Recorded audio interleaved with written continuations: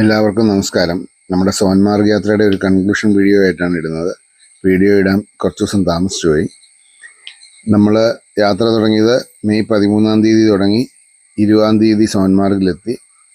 അവിടെ ഒരു ദിവസം തങ്ങി പിറ്റേ ദിവസം 21 തീയതി അവിടെ നിന്ന് പുറപ്പെട്ട് നമ്മൾ 27 തീയതി വീട്ടിലെത്തിച്ചേർന്നു. നമുക്ക് ഈ യാത്രയ്ക്ക് വേണ്ടി ചാർജിങ്ങിന് ആയത് 51 ഫാസ്റ്റ് ചാർജിങ് ആണ്. 51 ഫാസ്റ്റ് ചാർജിങ് കൂടെ ഏകദേശം 915 യൂണിറ്റായി. പിന്നെ ഉണ്ടായിരുന്ന ഒരു ചിലവെന്ന് പറയുന്നത് നമുക്ക് ടോളാണ്. അങ്ങോട്ടും ഇങ്ങോട്ടും കൂടെ ഏകദേശം 106 ടോൾ ഉണ്ടായിരുന്നു. പിന്നെ ഉണ്ടായിരുന്ന ഒരു ചിലവെന്ന് പറഞ്ഞാൽ ഫുഡും സ്റ്റേയുമാണ്. ഫുഡ് കൂടുതലും ഞങ്ങൾ വണ്ടിയിൽ കൊണ്ടുപോയത് കൊണ്ട് ഞങ്ങൾ ഉണ്ടാക്കി കഴിച്ചു. ചിലയിടത്ത് നിന്ന് ഹോട്ടലിൽ നിന്ന് ചാർജ് ചെയ്യുന്ന സ്ഥലത്തു നിന്നൊക്കെ കഴിച്ചിട്ടുണ്ട്. അതുപോലെ സ്റ്റേ നമ്മൾ ചെല്ലുന്നിടത്ത് നമുക്കൊരു ഹോട്ടൽ കിട്ടിയെങ്കിൽ നമ്മൾ ഹോട്ടലിൽ സ്റ്റേ ചെയ്യും, അല്ലെങ്കിൽ നമ്മൾ വണ്ടിയെ കിടക്കുക. ആ ഒരു രീതിയായിരുന്നു. 1-2 ചാർജിങ് സ്റ്റേഷനിലാണ് മിക്കയിടത്തും കിടന്നേക്കുന്നത്, അല്ലാതെ വഴി സൈഡിലൊന്നും നമ്മൾ റിസ്ക് എടുത്തിട്ടില്ല. നമ്മൾ ചാർജിങ് സ്റ്റേഷനിൽ തന്നെ വണ്ടി ചാർജ് ചെയ്യാനിട്ട് ഫുൾ ചാർജ് ആയി കഴിയുമ്പം വണ്ടി ഓഫാക്കിയിട്ട് ചാർജിങ് ഊരി വെച്ചിട്ട് നമ്മൾ ആ ചാർജിങ് സ്റ്റേഷനിൽ തന്നെ AC ഇട്ട് കിടക്കുമായിരുന്നു. കാരണം കൊതുക് ഭയങ്കര ശല്യമായിരുന്നു പോകുന്ന വഴിക്കെല്ലാം. പിന്നീട് നമ്മൾ ഫുള്ളായിട്ട് ഹൈവേ തന്നെ യൂസ് ചെയ്താൽ പോയത്. നമ്മൾ ആകെ ഗ്വാളിയാർ മാത്രമേ ടൗണിൽ കയറിയുള്ളൂ. അതുകൊണ്ട് തന്നെ നമ്മൾ വേറെ കൂടുതൽ കാഴ്ചകളൊന്നും കാണാൻ വേണ്ടി പോയില്ല. ആഗ്രയിൽ ചെന്ന് താജ്മഹൽ കണ്ടു. അതുമാത്രമാണ് നമ്മളൊരു ചെയ്തതെന്ന് പറയാനുള്ളൊരു കാര്യം. ഇവിടുന്ന് പോയപ്പം തന്നെ എല്ലാവരും പറഞ്ഞിരുന്നു വേറെ എവിടെയും പോയില്ലെങ്കിലും താജ്മഹൽ കാണണമെന്ന്. അത് നഷ്ടമായില്ല, ഭയങ്കര ഭംഗിയായി. നമ്മൾ ഫാമിലി ആയിട്ട് പോകുമ്പോൾ നമ്മൾ എപ്പോഴും ശ്രദ്ധിക്കേണ്ടത് നല്ല ഹോട്ടലുകൾ തിരഞ്ഞെടുക്കുക എന്നുള്ളതാണ്. നമ്മൾ ഹോട്ടലിൽ എത്താൻ താമസിക്കുമെന്ന് കണ്ടു കഴിഞ്ഞാൽ അതനുസരിച്ചുള്ള ഹോട്ടലുകളിൽ സ്റ്റേ നോക്കുക. ഞങ്ങൾ കണ്ടിന്യൂസ് ആയിട്ട് ഓടിച്ചു പോയതുകൊണ്ട് ഞങ്ങൾക്ക് ചിലയിടത്തൊക്കെ ചെല്ലുമ്പോൾ റൂമില്ലാതെ വരികയും അങ്ങനെ കുറേ പ്രശ്നങ്ങളുണ്ടായി. ഹോട്ടലുകൾ ഒരുപാട് ഹൈവേയുടെ സൈഡിൽ തന്നെയുണ്ട്, നല്ലതും കുറഞ്ഞതും എല്ലാ ടൈപ്പ് ഉള്ളതും ഉണ്ട്. അപ്പോൾ ഫാമിലി ആയിട്ട് പോകുമ്പോൾ എപ്പോഴും അതൊന്ന് ശ്രദ്ധിക്കുക. പിന്നെ ഈ നമ്മൾ കാണിച്ച പോലെ രാത്രിയിൽ നിങ്ങൾ അധികം ഓടിക്കായിരിക്കും. വേറെ കുഴപ്പങ്ങളൊന്നും വഴി കണ്ടും പ്രശ്നങ്ങളൊന്നുമില്ല. വഴിയിലെങ്കിൽ ഒരു മനുഷ്യരെയും കണ്ടിട്ടില്ല. എന്നിരുന്നാൽ പോലും സേഫ്റ്റി നമ്മൾ നോക്കണമല്ലോ. യാത്രയ്ക്ക് പോകുമ്പോൾ എപ്പോഴും നമ്മുടെ വണ്ടിയുടെ ചാർജറും എക്സ്റ്റൻഷൻ കേബിളും അത്യാവശ്യം ടൂൾസും കാര്യങ്ങളും എല്ലാം എടുത്തുകൊണ്ട് പോകണം. പ്രത്യേകിച്ച് നമുക്കൊന്നും ചെയ്യാനില്ലെങ്കിൽ പോലും ടൂൾസൊക്കെ വെച്ച് എന്നാലും അതൊക്കെ കൈ കരുതുക. അതുപോലെ ഒരു 2-3 ഡിസ്പോസിബിൾ ഗ്ലൗസ്. നമ്മുടെ ആക്ച്വേറ്ററിൻ്റെ അവിടെ കവറിങ് ഒന്നും ഇല്ലാത്തതുകൊണ്ട് വല്ല പൊടിയോ ചെളിയോ എല്ലാം കയറി സ്റ്റക്കാവോ എല്ലാം ചെയ്താൽ ഒന്ന് കഴുകാനോ ക്ലീൻ ചെയ്യാനോ ഒക്കെ ആയിട്ട് അതും കൂടെ ഒന്ന് കൈ കരുതിയേക്കുക.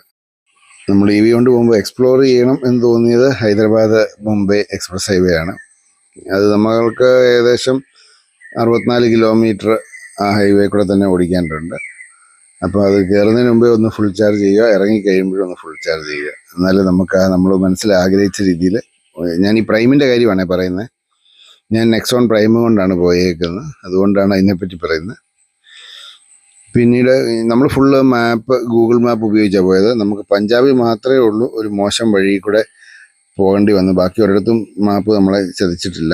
നമ്മളത് തന്നെ എല്ലാം നേരത്തെ തന്നെ ഒരേ ലൊക്കേഷൻ എടുത്തിട്ട് മാപ്പ് ഡൗൺലോഡ് ചെയ്ത് വെച്ചിട്ടുണ്ടായിരുന്നു. അതുകൊണ്ട് റേഞ്ച് ഇല്ലാഞ്ഞിട്ട് നമുക്ക് ആ ഒരു പ്രശ്നങ്ങളുണ്ടായില്ല. അങ്ങോട്ട് പോകുമ്പം BSNL പോസ്റ്റ് പെയ്ഡ് കണക്ഷൻ ഇവിടുന്ന് എടുത്തുകൊണ്ട് പോവുക, അതേ ഉള്ളൂ അവിടെ. അല്ലെങ്കിൽ പിന്നെ അവിടെ ചെന്നിട്ട് കണക്ഷൻ എടുക്കണം.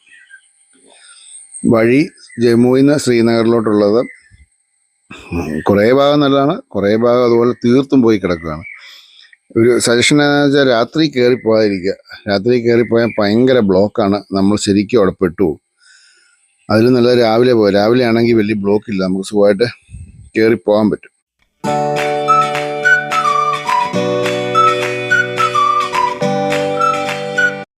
പിന്നെ യാത്ര പോകുമ്പം കൂടെ കൂട്ടുന്നത് ഫാമിലി ആണെങ്കിലും ഫ്രണ്ട്സ് ആണെങ്കിലും EV ചാർജിങ്ങിനുള്ള സമയം മാറ്റി വെക്കാൻ മനസ്സുള്ളവരെയും കൊണ്ട് പോവുക.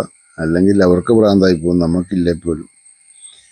കാരണം വെച്ചാൽ എങ്ങനെ പോയാലും ഈ യാത്രയിൽ 2 ദിവസത്തെ യാത്ര, 14 ദിവസത്തിൽ 2 ദിവസം നമ്മൾ ചാർജിങ്ങിന് വേണ്ടി തന്നെ കളഞ്ഞിട്ടുണ്ട്. അപ്പോൾ അതുകൊണ്ട് ആ കാര്യങ്ങളൊക്കെ ഒന്ന് ശ്രദ്ധിക്കുക. പിന്നെ അത്യാവശ്യം ഫുഡും കൊണ്ടുപോവുക. അതുപോലെ മരുന്നുകൾ, ഈ വയറിനും തലവേദനയ്ക്കും പനിക്കും പിന്നെ ഹൈ ഓൾട്ടിറ്റ്യൂഡിലോട്ട് എത്തുമ്പോൾ കഴിക്കേണ്ടുള്ള മരുന്നുകളും ഇങ്ങനെയുള്ളതൊക്കെ കൈ കരുതണം. അതുപോലെ യാത്ര ചെയ്യാൻ പ്ലാൻ ചെയ്യുന്ന ആരെങ്കിലും ഉണ്ടെങ്കിൽ ഞാനൊരു നമ്പർ കൊടുത്തേക്കാം. നമ്മളോട് വിളിച്ച് ചോദിക്കേണ്ട വല്ലതും ഉണ്ടെങ്കിൽ വാട്സപ്പ് ചെയ്യുമോ എന്താണെന്ന് വെച്ചാൽ ചെയ്താൽ മതി. ഞാനത് പറഞ്ഞുതരാം, നമ്മളെ കൊണ്ടറിയാവുന്ന രീതിയിൽ കാര്യങ്ങൾ പറഞ്ഞുതരാം. ഞാനതുപോലെ എല്ലാ ചാർജിങ്ങും ഫാസ്റ്റ് ചാർജിങ് ആണ് ചെയ്തത്. ആ ഫാസ്റ്റ് ചാർജിങ് എല്ലാം ഞാൻ 100% ആക്കുകയും ചെയ്തിട്ടുണ്ട്. BPCL മാത്രം 97% അവരുടെ കട്ട് ഓഫ് വെച്ചേക്കുന്നത്. അതുകൊണ്ട് മാത്രം BPCL ചെയ്തതൊക്കെ 97, ബാക്കിയെല്ലാം 100% ആണ് ചെയ്തത്. 100% ചെയ്യുമ്പോൾ നമ്മുടെ ബാറ്ററിക്ക് വേറെ പ്രശ്നങ്ങൾ വരില്ല എന്നുള്ളതാണ് എൻ്റെ വിശ്വാസം. കാരണം വെച്ചാൽ ലാസ്റ്റത്തെ 10% എപ്പോഴും സ്ലോ ചാർജ് ആണല്ലോ. ആ ഒരു വിശ്വാസത്തിലാണ് ഞാൻ ഈ 51 ഫാസ്റ്റ് ചാർജ് ചെയ്ത് പോയേക്കുന്നത്. നിലവിലൊരു കുഴപ്പമില്ല. പിന്നെ മെയിനായിട്ടൊരു കാര്യം പറയാൻ മറന്നുപോയത്, നമ്മുടെ ചാനൽ സബ്സ്ക്രൈബ് ചെയ്യാത്തവർ എത്രയും പെട്ടെന്ന് സബ്സ്ക്രൈബ് ചെയ്യുക. ആ ബെല്ലൈക്കണും കൂടെ ഒന്ന് ഞെക്കിപ്പിടിക്കുക. അങ്ങനെയാണെങ്കിൽ കുറേ പുതിയ വീഡിയോസും കൂടെ വരുന്നുണ്ട്, അതിൻ്റെ പണിപ്പുരയിലാണ്. അപ്പം എല്ലാവർക്കും ഇഷ്ടപ്പെട്ടെങ്കിൽ നമ്മുടെ വീഡിയോ ഒന്ന് ഷെയർ ചെയ്യാനും കൂടെ ശ്രമിക്കുക.